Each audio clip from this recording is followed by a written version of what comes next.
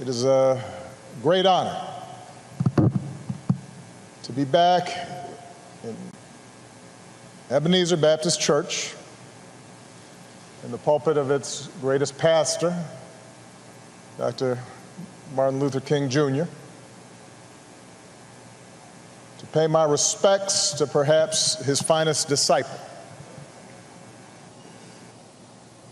an American whose faith was tested again and again to produce a man of pure joy and unbreakable perseverance, John Robert Lewis. To those who have spoken, to Presidents Bush and Clinton, Madam Speaker, Reverend Warnock, Reverend King, John's family, friends, his beloved staff, Mayor Bottoms. I've come here today because I, like so many Americans, owe a great debt to John Lewis and his forceful vision of freedom. You know, this country is a constant work in progress. We're born with instructions to form a more perfect union. Explicit in those words is the idea that we're imperfect, that what gives each new generation purpose is to take up the unfinished work of the last and carry it further than any might have thought possible.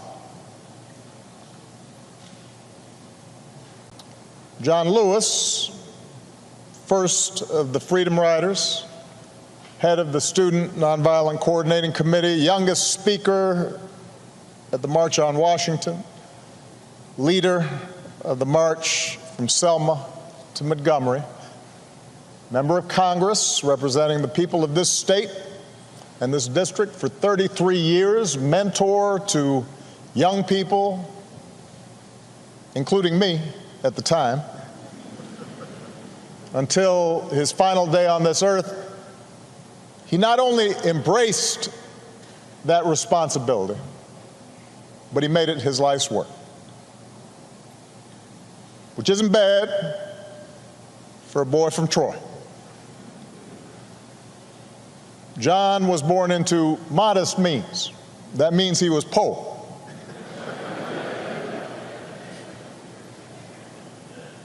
In the heart of the Jim Crow South, to parents who picked somebody else's cotton. Apparently, he didn't take to farm work. On days when he was supposed to help his brothers and sisters with their labor, he'd hide under the porch and make a break for the school bus when it showed up. His mother, Willie Mae Lewis, nurtured that curiosity in this shy, serious child. Once you learn something, she told her son, once you get something inside your head, no one can take it away from you. As a boy, John listened through the door after bedtime as his father's friends complained about the Klan. One Sunday as a teenager, he heard Dr. King preach on the radio. As a college student in Tennessee, he signed up for Jim Lawson's workshops on the tactic of nonviolent civil disobedience. John Lewis was getting something inside his head, an idea he couldn't shake, took hold of him, that nonviolent resistance and civil disobedience were the means to change laws, but also change hearts and change minds and change nations and change the world. So he helped organize the Nashville campaign in 1960. He and other young men and women sat at a segregated lunch counter, well-dressed, straight back, refusing to let a milkshake poured on their heads or a cigarette extinguished on their backs or a foot aimed at their ribs. Refused to let that dent their dignity and their sense of purpose. And after a few months, the Nashville campaign achieved the first successful desegregation of public facilities in any major city in the South. John got a taste of jail for the first, second, third, well, several times. But he also got a taste of victory, and it consumed him with righteous purpose. And he took the battle deeper into the South. In that same year, just weeks after the Supreme Court ruled that segregation of interstate bus facilities was unconstitutional, John and Bernard Lafayette bought 2 tickets, climbed aboard a Greyhound, sat up front, and refused to move. This was months before the first official freedom rides. He was doing a test. Trip was unsanctioned. Few knew what they were up to. And at every stop through the night, apparently, the angry driver stormed out of the bus and into the bus station. And John and Bernard had no idea what he might come back with or who he might come back with.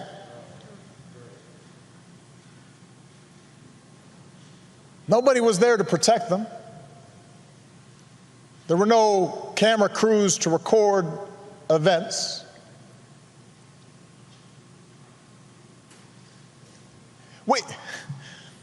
Sometimes, Rev, we read about this and we kind of take it for granted, or at least we act as if it was inevitable. Imagine the courage of 2 people Malia's age, younger than my oldest daughter, on their own, to challenge an entire infrastructure of oppression. John was only 20 years old, but he pushed all 20 of those years to the center of the table, betting everything, all of it, that his example could challenge centuries of convention and generations of brutal violence and countless daily indignities suffered by African Americans. Like John the Baptist preparing the way, like those Old Testament prophets speaking truth to kings. John Lewis did not hesitate, and he kept on getting on board buses and sitting at lunch counters, got his mugshot taken again and again, marched again and again on a mission to change America.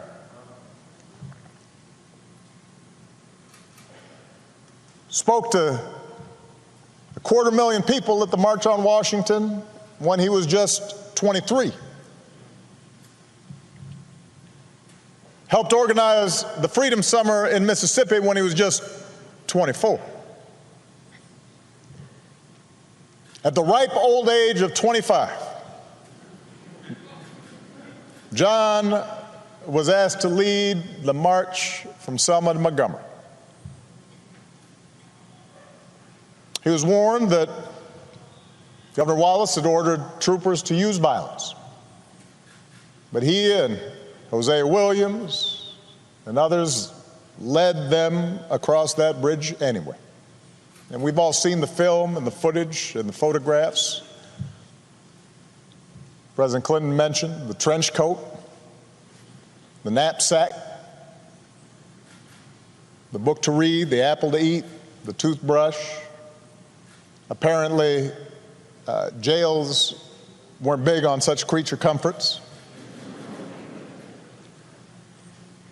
And you look at those pictures, and John looks so young, and he's small in stature, looking every bit that shy, serious child that his mother had raised, and yet he's full of purpose. God's put perseverance in it.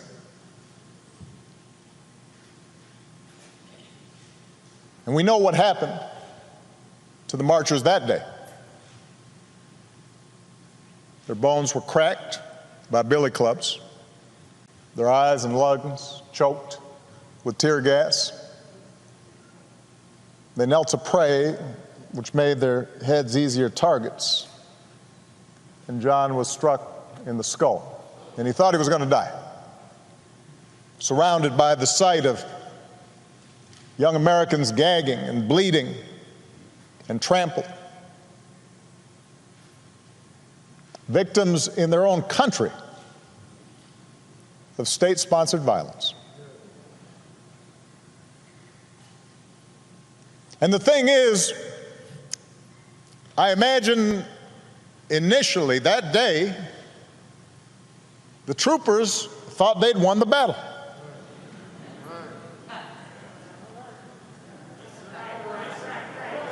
You can imagine the conversations they had afterwards. You can imagine them saying, yeah, we showed them. They figured they'd turn the protesters back over the bridge, that they'd preserved a system that denied the basic humanity of their fellow citizens. Except this time there were some cameras there. This time the world saw what happened, bore witness to black Americans who were asking for nothing more than to be treated like other Americans, who were not asking for special treatment, just equal treatment, promised to them a century before, and almost another century before that. And when John woke up and checked himself out of the hospital, he would make sure the world saw a movement that was, in the words of Scripture, hard pressed on every side, but not crushed. Perplexed, but not in despair. Persecuted, but not abandoned. Struck down, but not destroyed.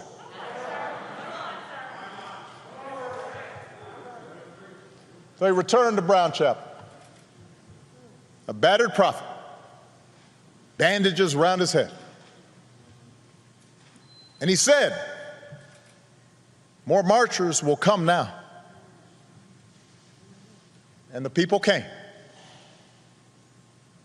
And the troopers parted. And the marchers reached Montgomery. And their words reached the White House. And Lyndon Johnson, son of the South, said, we shall overcome. And the Voting Rights Act was signed into law. The life of John Lewis was in so many ways exceptional. It vindicated the faith in our founding, redeemed that faith. most American of ideas. The idea that any of us, ordinary people without rank or wealth or title or fame,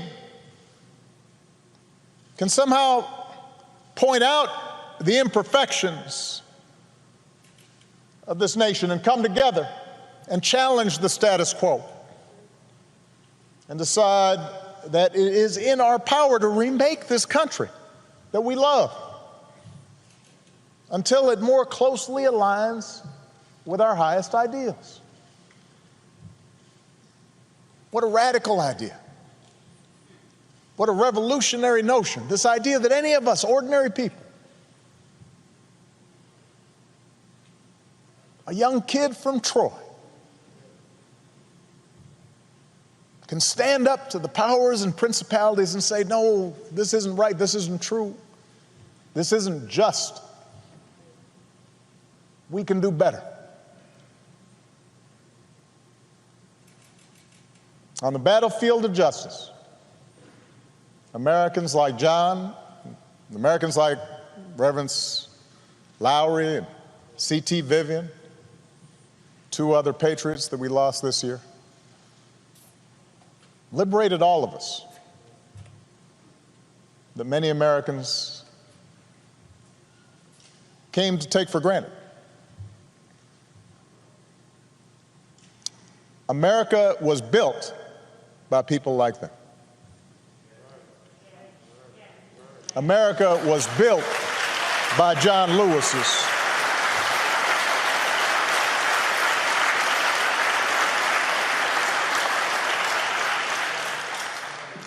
He, as much as anyone in our history, brought this country a little bit closer to our highest ideals. And someday when we do finish that long journey towards freedom, when we do form a more perfect union, whether it's years from now or decades or even if it takes another 2 centuries, John Lewis will be a founding father of that fuller, fairer, better America.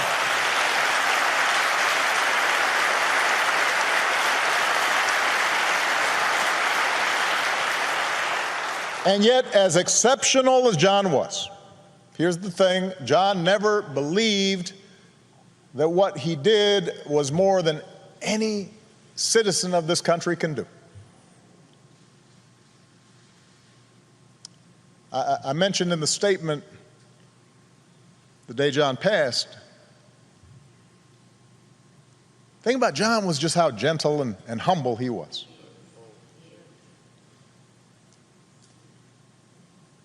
And despite this storied, remarkable career, he treated everyone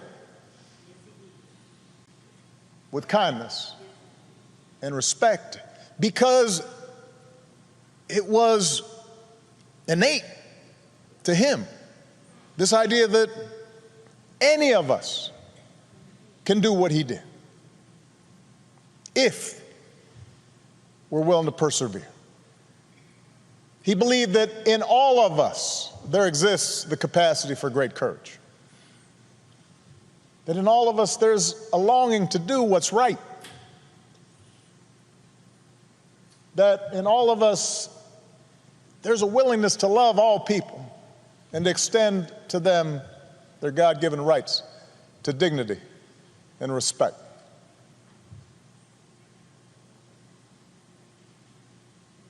So many of us lose that sense. It's taught out of us. We start feeling as if, in fact, we can't afford to extend kindness or decency to other people, that we're better off if we're above other people and looking down on them. And so often that's encouraged in our culture. But John always said, he always saw the best in us. And he never gave up. and never stopped speaking out because he saw the best in us. He believed in us even when we didn't believe in ourselves.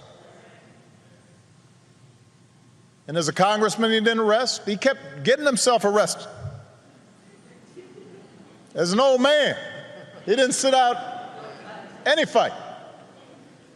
Sat in all night long on the floor of the United States Capitol. I know his staff was stressed.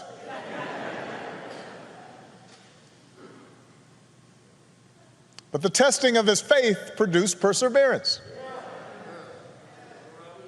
He knew that the march is not over, that the race is not yet won, that we have not yet reached that blessed destination where we are judged by the content of our character.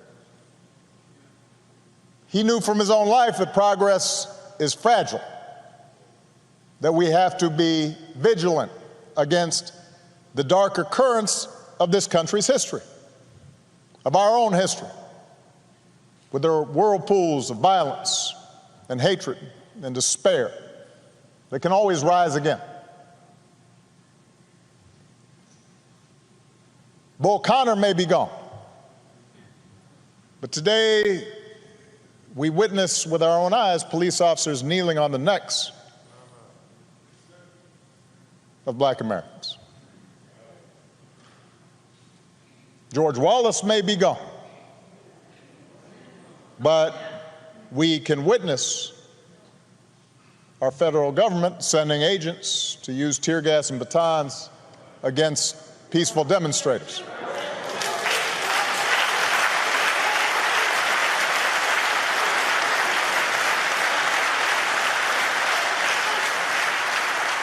We may no longer have to guess the number of jelly beans in a jar in order to cast a ballot.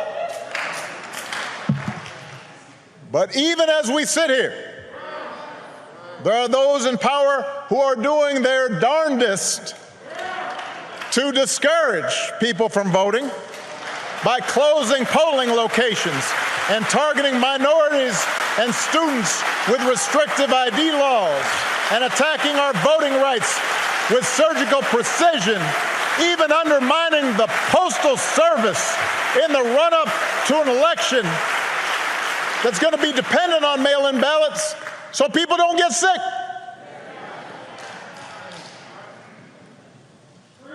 Now, I know this is a celebration of John's life. There are some who might say we shouldn't dwell on such things. But that's why I'm talking about it. John Lewis devoted his time on this earth fighting the very attacks on democracy and what's best in America that we're seeing circulate right now.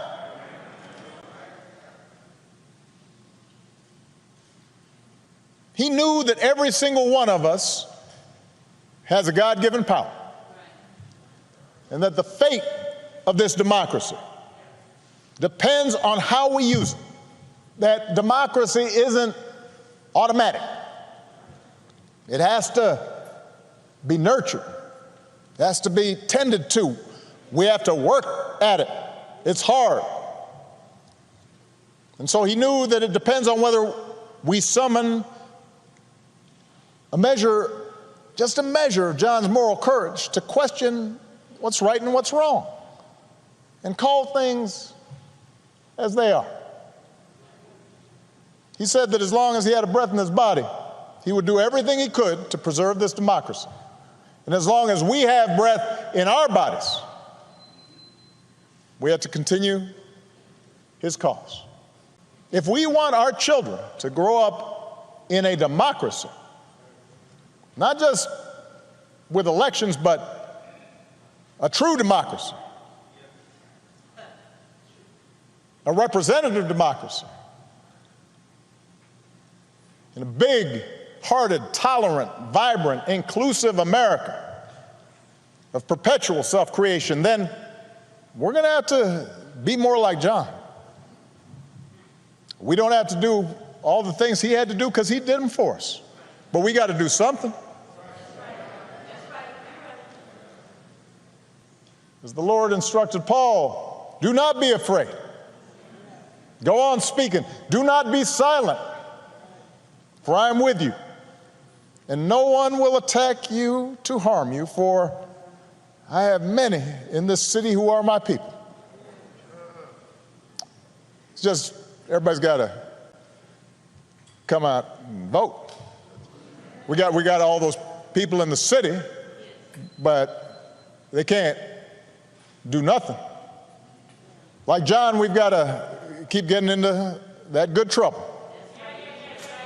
He knew that nonviolent protest is patriotic, a way to raise public awareness and put a spotlight on injustice and make the powers that be uncomfortable. Like John, we don't have to choose between protests and politics. It's not an either-or situation. It's a both-and situation. We have to engage in protests where that's effective, but we also have to translate our passion and our causes into laws, institutional practices. That's why John ran for Congress 34 years ago. Like John, we've got to fight even harder for the most powerful tool that we have, which is the right to vote. The Voting Rights Act is one of the crowning achievements of our democracy. That's why John crossed that bridge. That's why he spilled his blood. And by the way, it was the result of Democratic and Republican efforts. President Bush, who spoke here earlier, and his father signed its renewal when they were in office.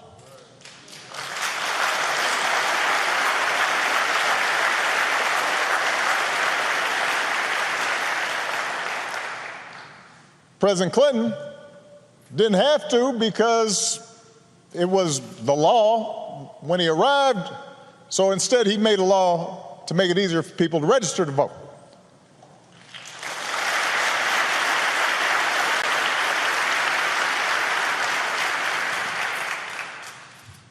But once the Supreme Court weakened the Voting Rights Act, some state legislators unleashed a flood of laws designed specifically to make voting harder, especially, by the way, state legislators where there's a lot of minority turnout and population growth. That's not necessarily a mystery or an accident.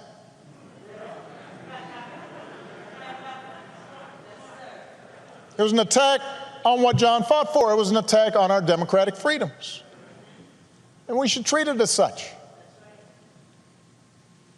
If politicians want to honor John, and I'm so grateful for the legacy and work of all the congressional leaders who are here, but there's a better way than a statement calling him a hero. You want to honor John?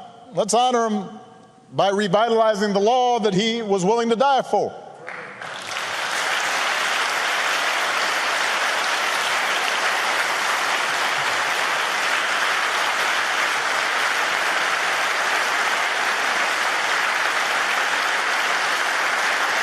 And by the way,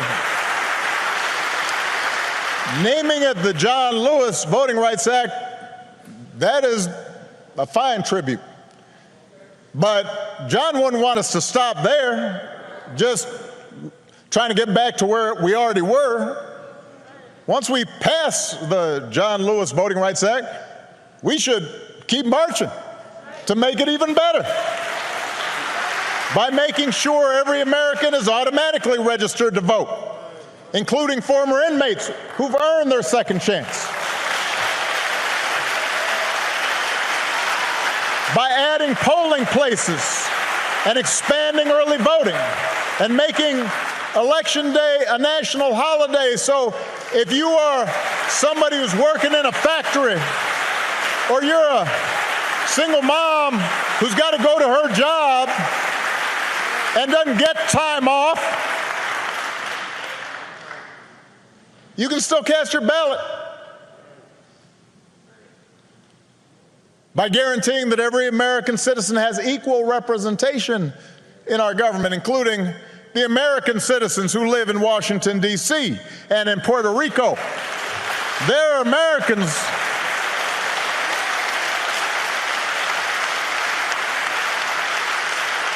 By ending some of the partisan gerrymandering so that all voters have the power to choose their politicians, not the other way around.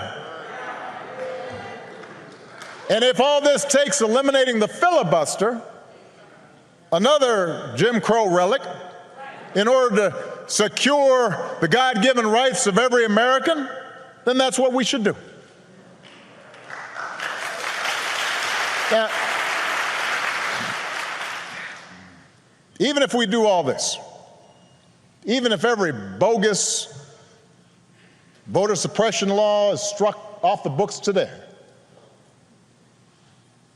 we've got to be honest with ourselves that too many of us choose not to exercise the franchise. Too many of our citizens believe their vote won't make a difference, or they buy into the cynicism that, by the way, is the central strategy of voter suppression, to make you discouraged, to stop believing in your own power. So we're also going to have to remember what John said.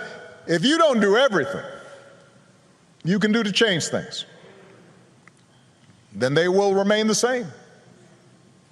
You only pass this way once. You have to give it all you have. As long as young people are protesting in the streets, hoping real change takes hold, I'm hopeful, but we can't casually abandon them at the ballot box. Not when few elections have been as urgent on so many levels as this one. We can't treat voting as an errand to run if we have some time.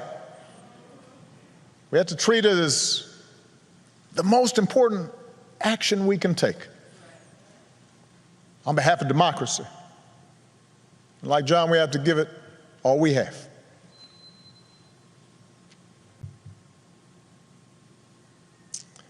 I was proud that John Lewis was a friend of mine. I met him when I was in law school. He came to speak. And I went up and I said, Mr. Lewis, you are one of my heroes.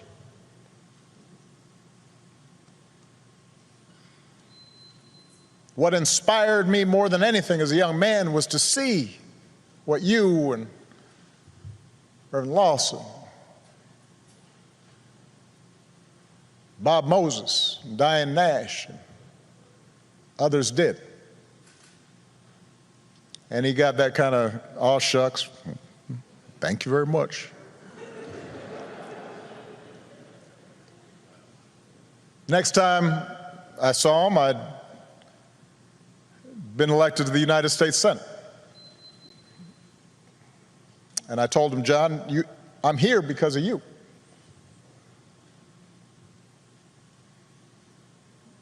And on Inauguration Day in 2009, he was one of the first people I greeted and hugged on that stand. And I told him, this is your day too. He was a good and kind and gentle man. And he believed in us, even when we don't believe in ourselves. And it's fitting that the last time John and I shared a public forum was on Zoom. And I'm pretty sure neither he nor I set up the Zoom call because we didn't know how to work it. There's a virtual town hall with a gathering of young activists who had been helping to lead this summer's demonstrations in the wake of George Floyd's death. And afterwards, I spoke to John privately, and he could not have been prouder to see this new generation of activists standing up for freedom and equality. A new generation that was intent on voting and protecting the right to vote. In some cases, a new generation running for political office. And I told him, all those young people, John, of every race and every religion, from every background and gender and sexual orientation, John, those are your children. They learned from your example, even if they didn't always know it. They had understood through him what American citizenship requires, even if they'd only heard about his courage through the history books. By the thousands, faceless, anonymous, relentless young people, black and white, have taken our whole nation back to those great wells of democracy which were dug deep by the founding fathers in the formulation of the Constitution and the Declaration of Independence. Dr. King said that in the 1960s, and it came true again this summer. We see it outside our windows in big cities and rural towns, in men and women, young and old, straight Americans and LGBTQ Americans, blacks who long for equal treatment, and whites who can no longer accept freedom for themselves while witnessing the subjugation of their fellow Americans.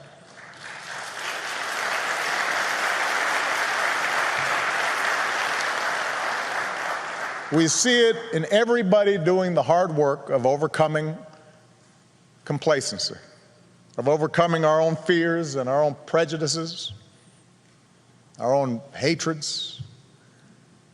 You see it in people trying to be better, truer versions of ourselves. And that's what John Lewis teaches us. That's where real courage comes from, not from turning on each other, but by turning towards one another, not by sowing hatred and division, but by spreading love and truth, not by avoiding our responsibilities to create a better America and a better world, but by embracing those responsibilities with joy and perseverance, and discovering that in our beloved community, we do not walk alone. What a gift John Lewis was. We are all so lucky to have had him walk with us for a while and show us the way. God bless you all. God bless America. God bless this gentle soul who pulled it closer to its promise. Thank you very much.